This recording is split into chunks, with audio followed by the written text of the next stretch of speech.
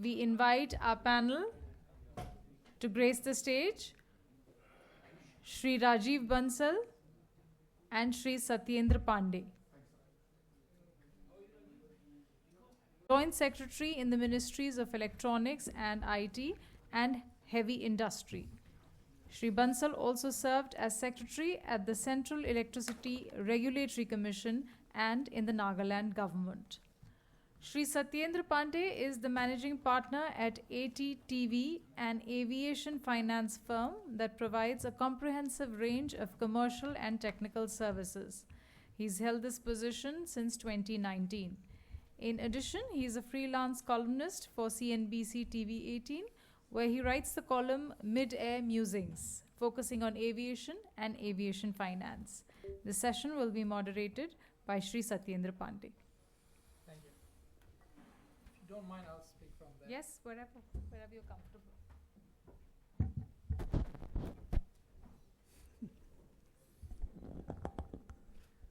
So, thank you all, and special thanks to Mr. Chandra for this very gracious invitation to moderate this panel. Thank you to Mr. Bansal, National Institute for Smart Governance. So, other than aviation policy, the broad policy frameworks also, he is the person.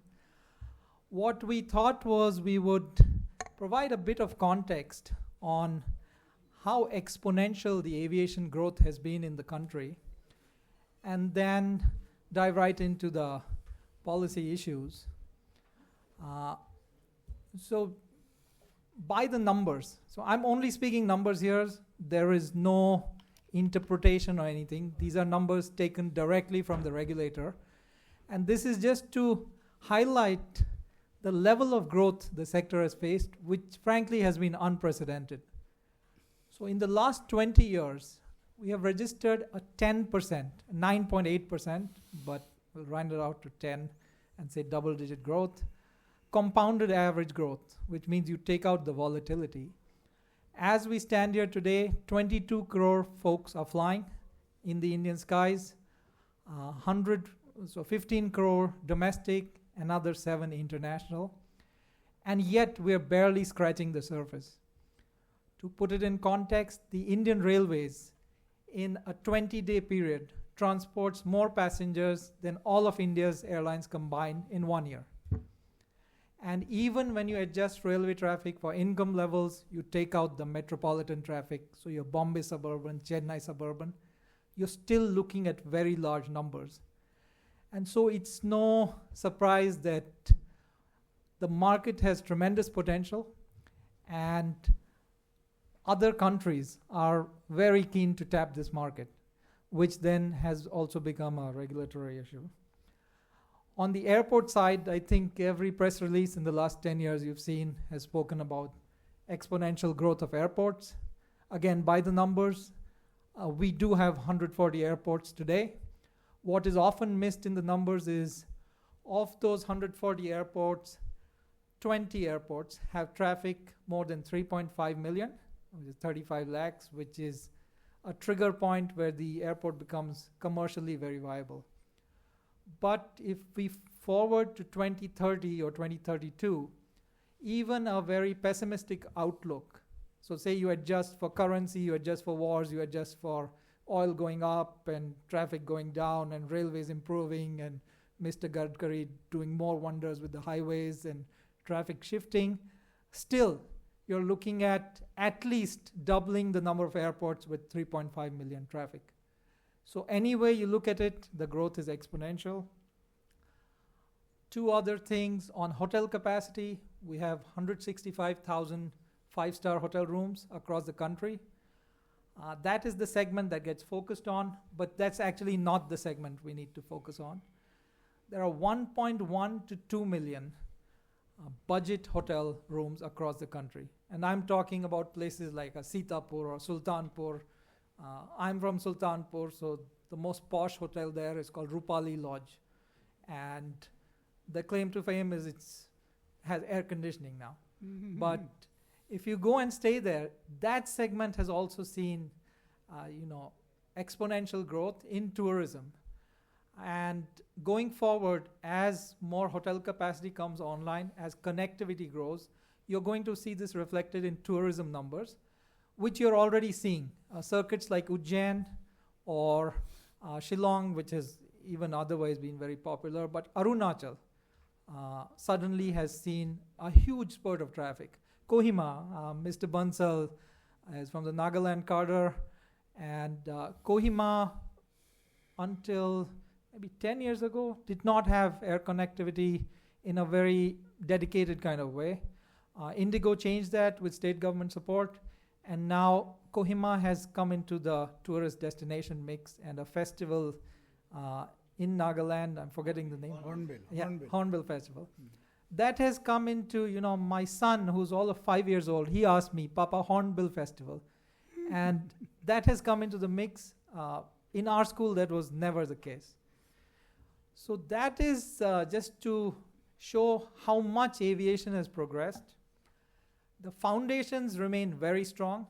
At this point, we are one of the few countries that has a digitally mapped population with the Aadhaar card and the bank accounts. For aviation, this becomes critical given the security issues and all of that. Average age, 28.6 years. So assuming there are jobs in the economy and the economy grows, you will have more and more folks willing to spend. And we are a country driven by word of mouth. So folks are taking to travel. When I grew up, I had never heard of terms like sports tourism, adventure tourism, religious tourism, medical tourism. But that has all become a reality, and just in the last 10 to 15 years. On the policy front, and we're again very lucky to have Mr. Bansal because he has been sitting ringside when some of these seminal moments happened in Indian aviation. The first thing was the 2016 National Civil Aviation Policy. As was said on the panel before us, there was no comprehensive policy before 2016 which addressed all of aviation. It was just the British era policy with tweaks that had been coming along. So that, for once and for all, set a vision. At least it gave you a sign. This is the overarching framework, how the government is thinking, how the policy has to be framed.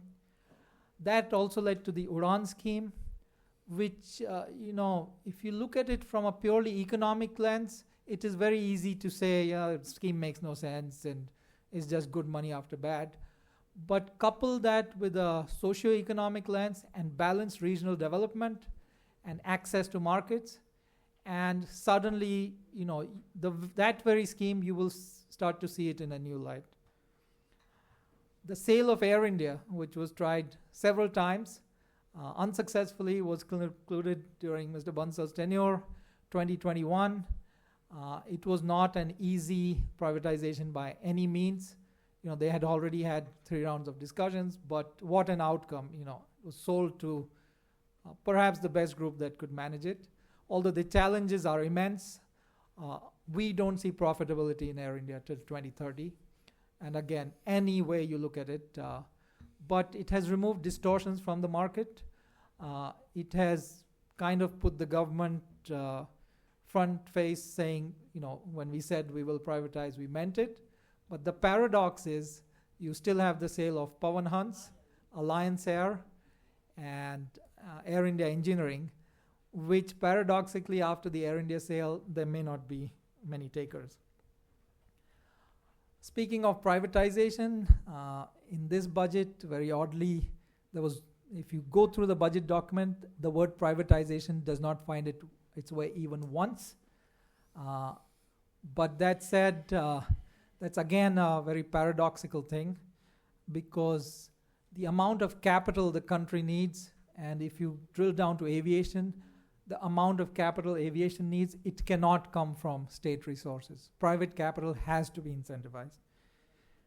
And finally, frontier regulations. So you had the drone policy. Again, when I grew up, I had no inkling what a drone is.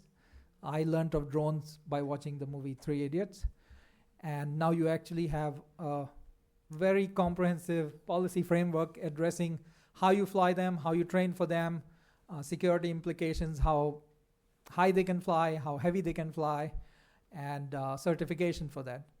And again, this is, I think we led the charge after the US and a few other countries. We led the charge and we put the drone regulations. Seaplane regulations. Seaplanes, again, if you ask us at a firm level, we don't think they'll work in this country, but regardless, the regulations are there if, some adventure capitalist wants to come in. So the framework is there for folks to explore. And then the cyber security policy, especially when we start speaking of things like Digi Yatra and the fact that Digi Yatra is run by a private not-for-profit organization, which does not come under the ambit of RTI. Travel patterns are actually very critical to national security, and that will lead to, at some point it will lead to some conflict between who is managing it or who's not managing it, especially if there's a data leak. And again, this is something that regulation will address. And finally, space regulations. In the US, you already have rocket launches every 2.5 days. These often interfere with flight paths. So we, at some point, 10 years, 20 years, 30 years, we will need those regulations. I was asked to talk about the Bharatiya Vayuyan Videyak Bill 2024, but compared to the old policy, there are only 2 additional elements in that bill, so we will pass that over. And lastly, while we've spoken about the exponential growth, and we often envy regulators, overseeing this growth, but the challenges are there as well. And just to highlight, on revenues of $14 billion, which is approximately 119,000 crores, the Indian aviation industry will record a loss of 16,000 crores. So it's consuming capital, it's not giving returns on capital. The CCI is now looking at what is essentially a duopoly, with Air India and Indigo controlling 90% of the market. Again, this ties into affordability as a key policy measure, but it also conflicts with the government stance that the business of government is not to be in business. Airport privatization is on the back burner. Radical ideas like privatizing the air traffic control system, which, granted, is being done in some countries, but we don't think India is there yet. The IBC, the Insolvency and Bankruptcy Code, which was supposed to speed up restructuring. The proof is again in the numbers. Jet Airways went bust in 2019. It continues to be in insolvency as of now. No end in sight. Go Air went bust last year, continues to be in insolvency. And lastly, the Middle East, their hubs keep growing. They are no stranger to the market potential here. If it wasn't for our traffic, you would not have seen such strong Middle East hubs. And regulatory capacity, again, we've spoken about the exponential growth, but if you look at the budget for the regulator would actually cut down, both in terms of headcount and financial resources. So that indication is challenging unless, they plan to digitize most of it, which may be the case, but we've not seen any on-ground evidence of that. So to conclude, the sector now, the broad frameworks are there. What we believe now, and perhaps Mr. Bansal can touch upon this, we believe the sector now needs what they call precision policy measures, which means you target a very specific outcome via policy measure. The balancing act, and I again, commend the regulators on this, the balancing act between affordability, letting investors make a return on the capital, and market access. How much of the market should you open up to a foreign player, whether it's in airports. In airports, again, if you come into Delhi, no problem. But if you're an airport on the Arunachal border, given, India-China relations, how conducive is that if it's an investor who's maybe leaning towards the other side? Finally, there's a point not to be missed, center state dynamics. Aviation continues to be in the central list. Land acquisition continues to be a state subject. So any new airport is dead on arrival unless the state is willing to do what it takes to acquire the land. Jewar is a success story, but again, look at center-state relations. Tamil Nadu and Calcutta are screaming for new airport capacity, but again, look at center-state relations. And our last thing is, we believe we cannot be force-fitting ideas from the West. Just because the West has a $5 cup of coffee at the airport, when you look at India income levels, that 100 rupee cup of tea is not where we need to be. Our airports have to be functional.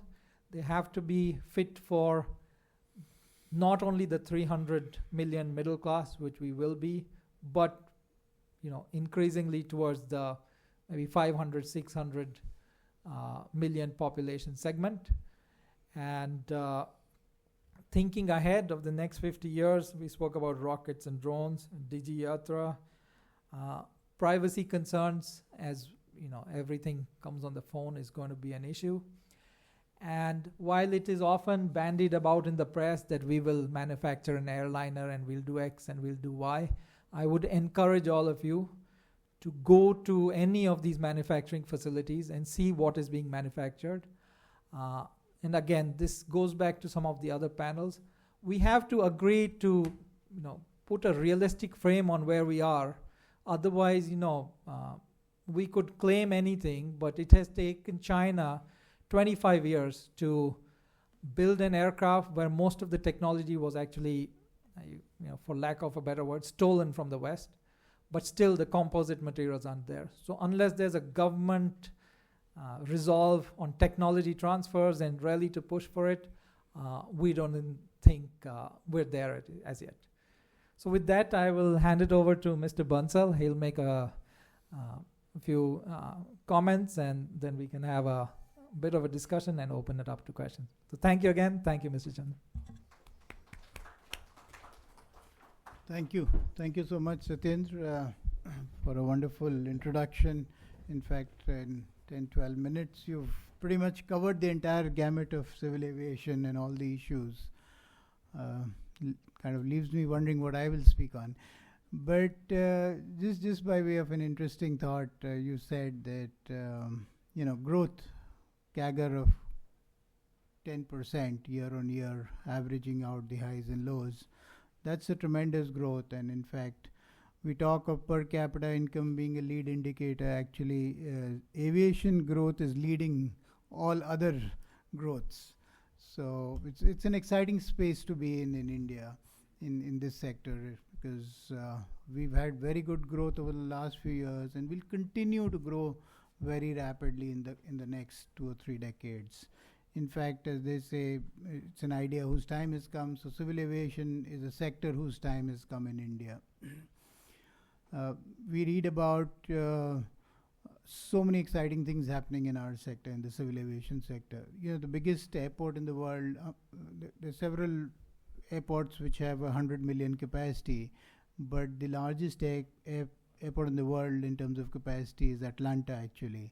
It's the headquarters of Delta Airlines, and that has a capacity of 108 million passengers. Now, Delhi Airport, with the expansion, notwithstanding what happened during the monsoons, with T1, T2, T3 together is at 100 million.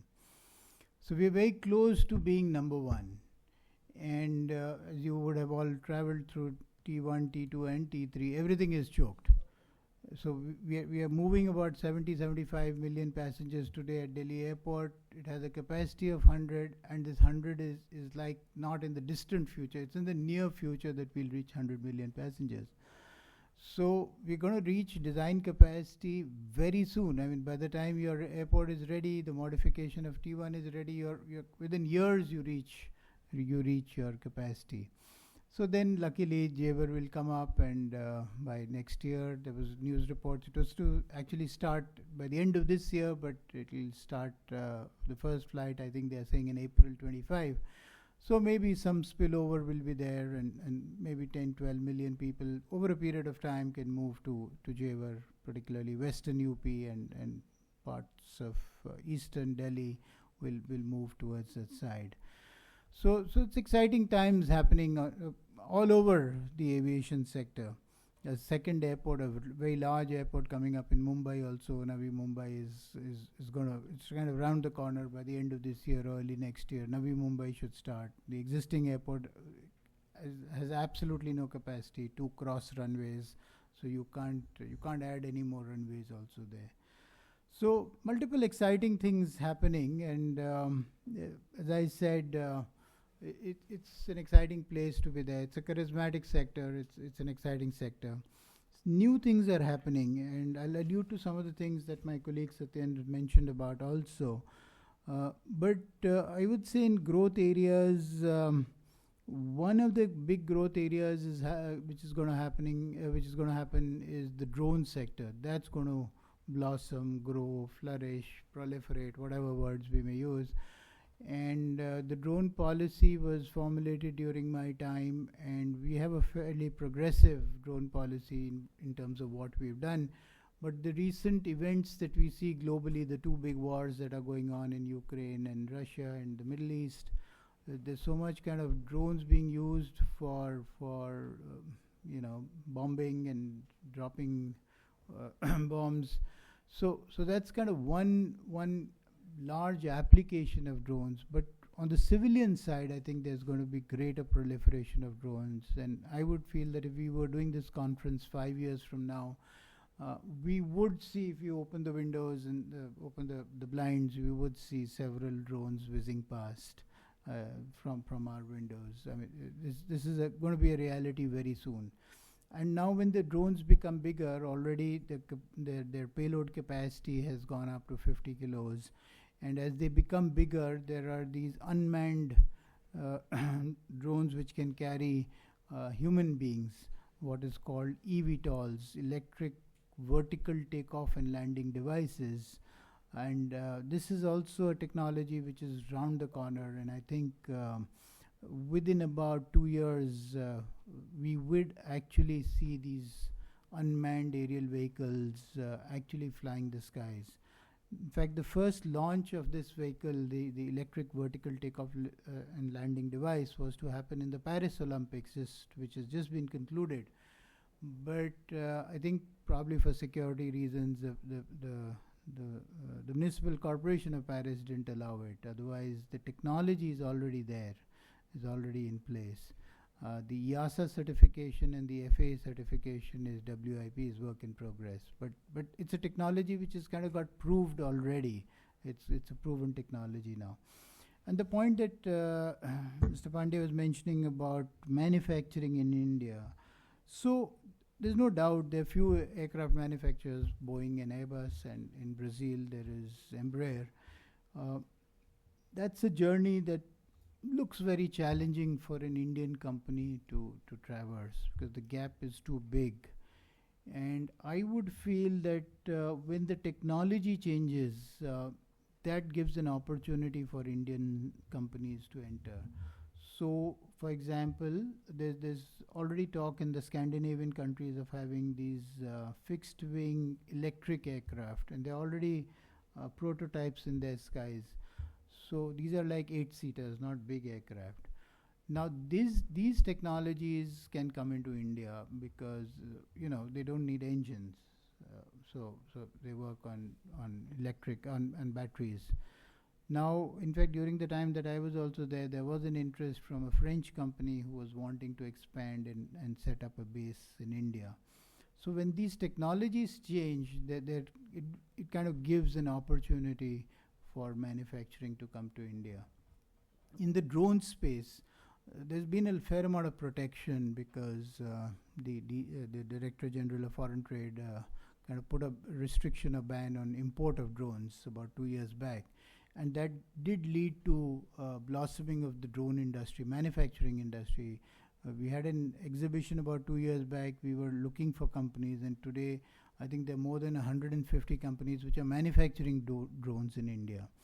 So that's really commendable. And so the point I'm trying to make is that when new technologies come, these give an opportunity for Indian companies to start manufacturing in India. You talked about the privatization of Air India, and yeah, I'm really happy and satisfied that in the last years of my career, I was part of this journey. I mean, I was there as CMD Air India also, as well as Secretary Civil Aviation. And this disinvestment, which was tried multiple times earlier, we were lucky that it went through. But it's been a lot of hard work, and I would say some amount of tough decision making also, because it's not easy. These disinvestments are very, very complicated, and we do hope that it doesn't kind of follow you after you're retired, these disinvestments. But yeah, so far it's been good, and generally it's been well received by the sector. I was CMD Air India in 2017 also, and when we used to have these meetings with the other airline, they used to always crib to the secretary, Mr. Bansal, you cannot consider, because he has he has the weight of the government consolidated fund behind him, so he can offer any fare. So that's not a level playing field for us.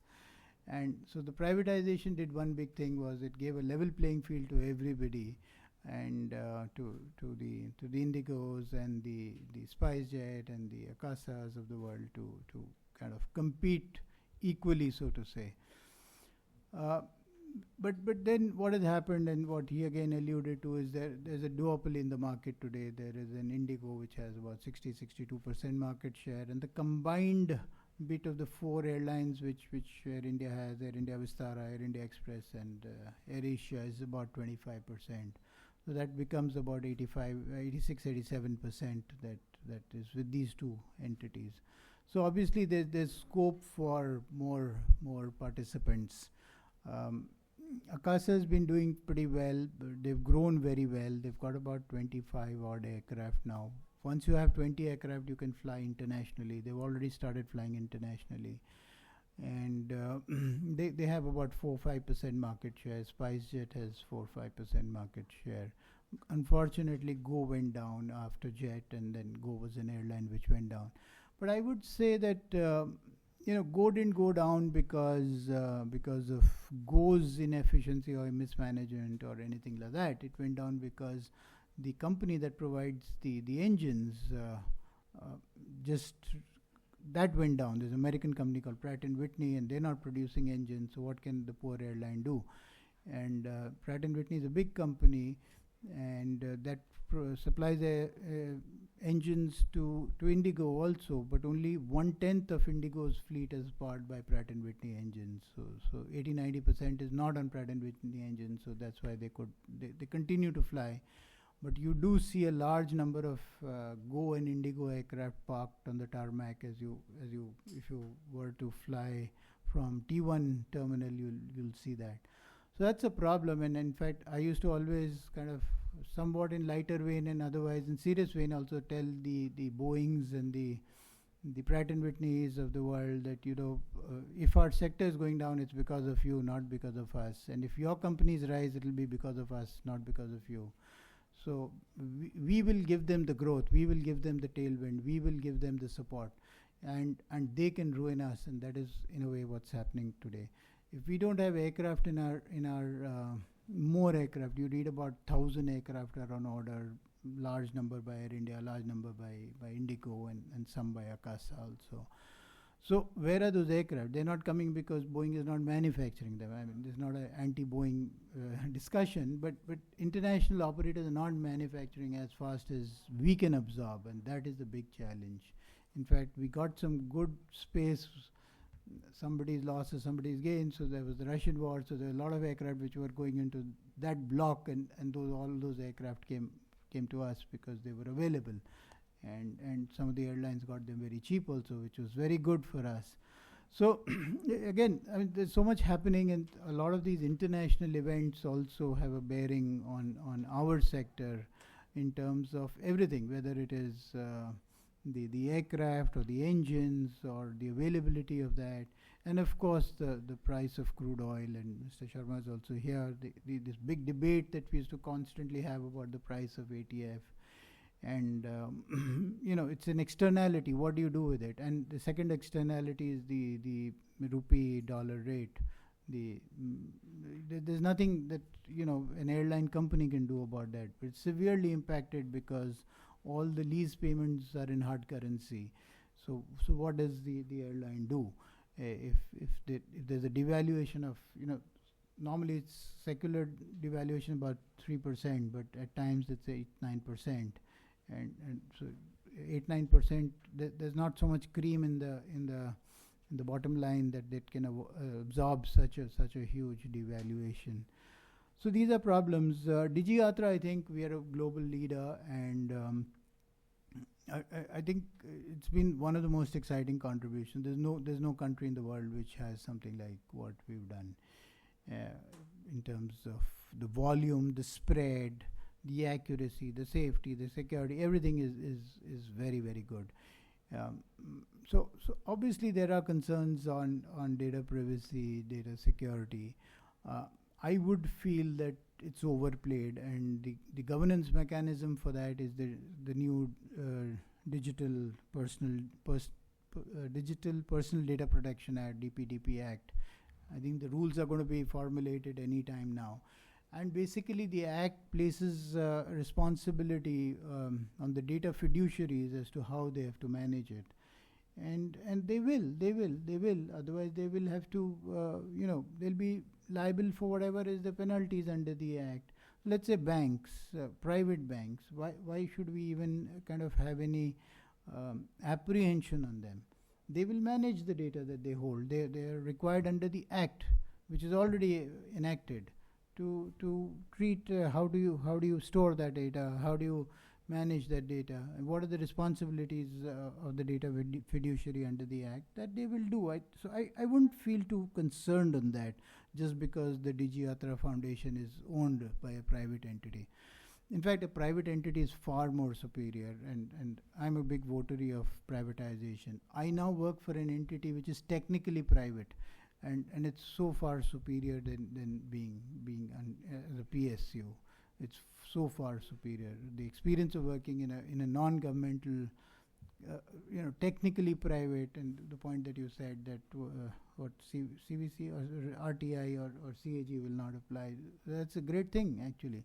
So I would say that's a boon, not a bane at all. Middle Eastern hubs you mentioned about, that's a challenge. In fact, again, they owe all their existence and growth only to us.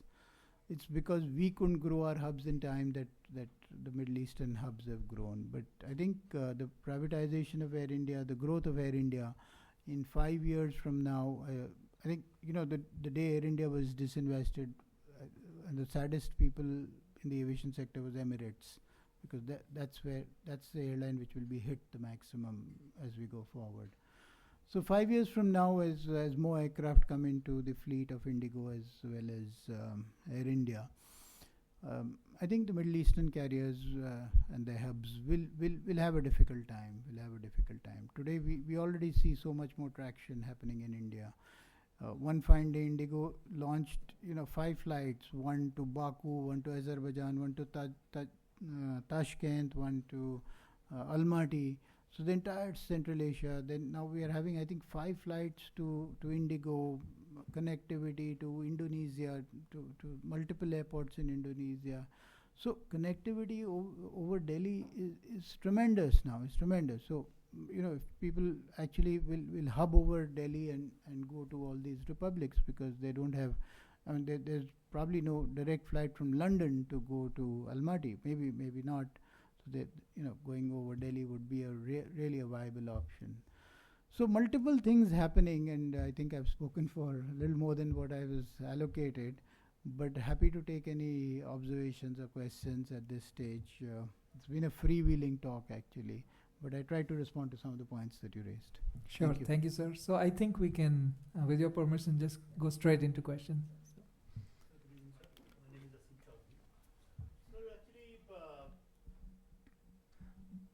Please keep your questions brief. There's a valedictory.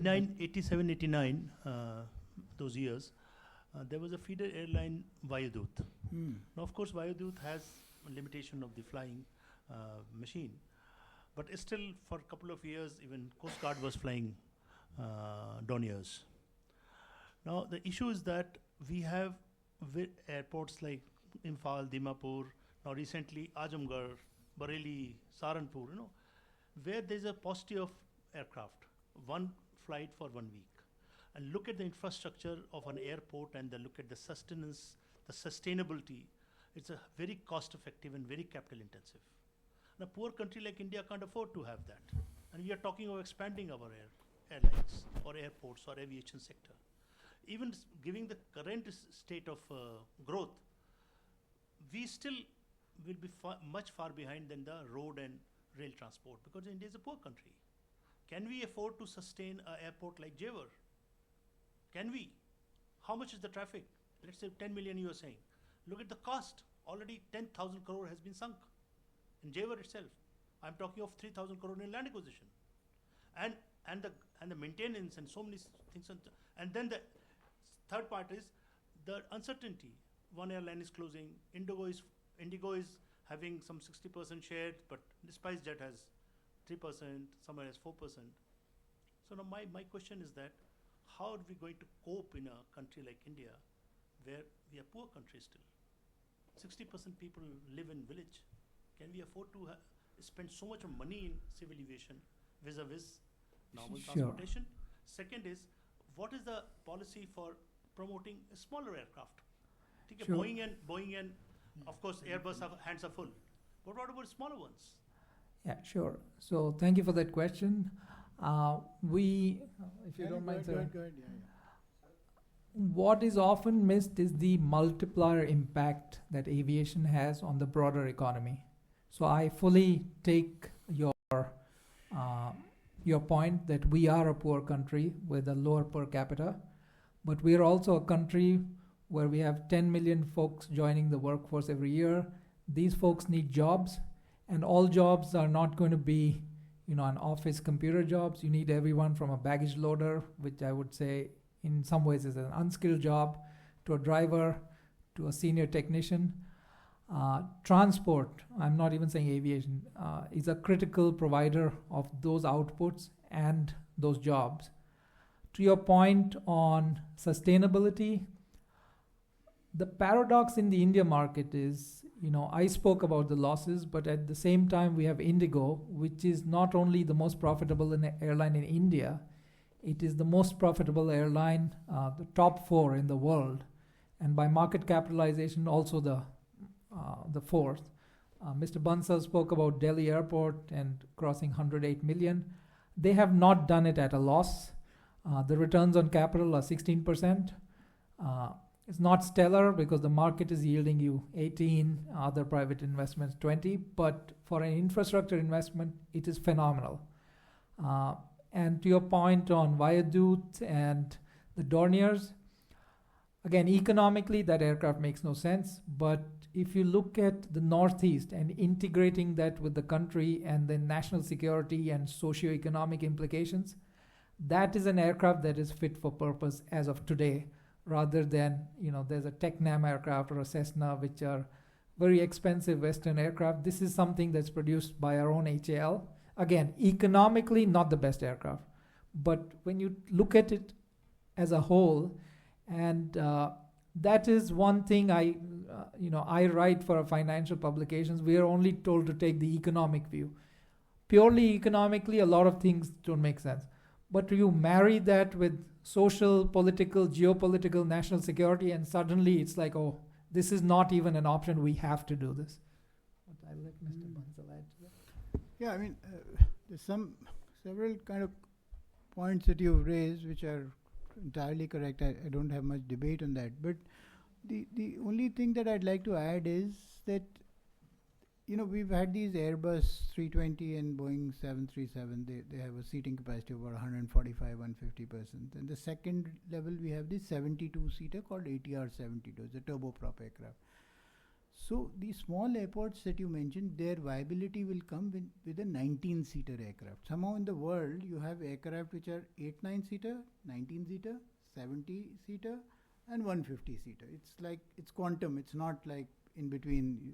So that's how it is. So 19-seater aircraft is the solution to our skies with some of the airlines. So it's been tried, but not so easy. There's a Canadian company, I'm somehow slipping my mind, and one of the Indian companies had done a tie-up with that Canadian company to import 10 19-seater aircraft. So, but we don't have engineers to repair those aircraft. We don't have pilots to fly those aircraft. Every pilot can't fly every aircraft, so there's certification required. But going forward, these 19-seater aircraft more and more will come in. And then the 9-seater also. There's space for that. There was a young pilot girl who had come to me, and she said that give me permission, and she wanted to fly a 4-seater aircraft, pilot plus 3. And she was flying Ahmedabad to Mundra. And basically Adani country, so to say. And she said, I said, will you get viability? She said, why do you worry? That's my problem. And she flew it, and she's still flying it. I've got some photographs also. And she's making reasonable money. And it's a short stretch. So she does up and down with 3 passengers. So that's the models somehow that will come in. So much money comes into all these startups, and their valuations are crazy. They keep losing money, and yet their valuation not in millions, billions. But in aviation, somehow that hasn't happened. Maybe that will happen. But any limited point I'm saying is small aircraft will come in. Then that's the viability that will come in for these. So connected. Sure. So connected. Yeah, please go ahead. Connecting regional airports has not kicked off commercially. Sorry, I have a limited knowledge on aviation sector, so I'm just the curiosity asking. And why are you being sorry? And the second thing is you mentioned I think that seaplanes are not in any time in near future in India. So what's the reason? Just these 2 questions. Yeah, I don't agree that seaplanes will not come in. Seaplanes will come in. I think every plane will come in, because in India, that non-electric cycle also sells, and the Maserati and the segmented, and in each segment there's so much potential. So we need a developer who will develop some islands like the Maldives. So when that investment will happen, the seaplane will come in. So Maldives, you see, the room tariff is not less than 25,000-30,000 upwards. So you need a hotelier who will develop some island. Then the moment that develops, this will come in. Because you can't operate a seaplane at $3,000. You need to do it at 6,000, and you need to tie it with the hotel. So the hotel brings it's a package. Likewise for helicopters, I used to always feel that there's so much potential for helicopters. Let's say this Wildflower Hall in Shimla, let's say. So there's so much rich people in Punjab who, if you give them a helicopter, will go from Patiala and Ludhiana and go straight to Shimla. You think they can't afford 6,000? They can. So there's really potential. It's like bundling in that concept, and so it's like Mata Vaishno Devi जाते हैं 4,000 में hot fueling करता है और hot loading और embarking disembarking करता है. उस type का ferry service जब चलेगी, then this whole viability comes in to my mind. Udan is not a failure. There's a cross subsidy scheme, and I think it's a very good scheme. I'm a great votary of it. It hasn't had the impact that it could have had, but these small aircraft that sir was saying, those are the ones which will need that support. And the volume of money that goes into Udan is like 2-3% of the volume of what Indigo plus Air India sale is. So 1 lakh crore is the sale of all these sector tickets, and Udan is 3,000 crores. So it's a very small sum. उसमें 3,000 का 3,500 भी हो जाएगा तो कौन से बड़ी चीज़ हो जाएगी? But it will reach to the Azamgarh and the Shivpuri and these airports and the Bareillis. And we're actually connecting so many small cities that will bring load to. That will also. That's right. The large airports. Correct. And hence the viability of this. So large airports would increase. So but India will have an aircraft which comes, let's say, London, Delhi. And Delhi, Dehradun, they'll connect on the aircraft. And then Dehradun to, let's say, Paonta Sahib or nearby Saharanpur or Haridwar, they'll do a bus. So they wanted to do one ticket which will give multimodal kind of thing. So it feeds that, then goes into a smaller plane, then goes into a wide body plane. That's how it will work. And the small plane does exactly that. It feeds into the slightly bigger plane, the big plane feeds into the bigger plane. That's convention hub and spoke, what is called hub and spoke. Thank you. Thank you, Bansal and Shri Satyendra Pandey, for taking us through the challenges in the civil aviation sector and the progress and the achievements that have been made. We thank you for your expert views and observations. Thank you, sir. Thank you for inviting. It's just an exciting sector. So everybody has a view on it. And Valedictory address.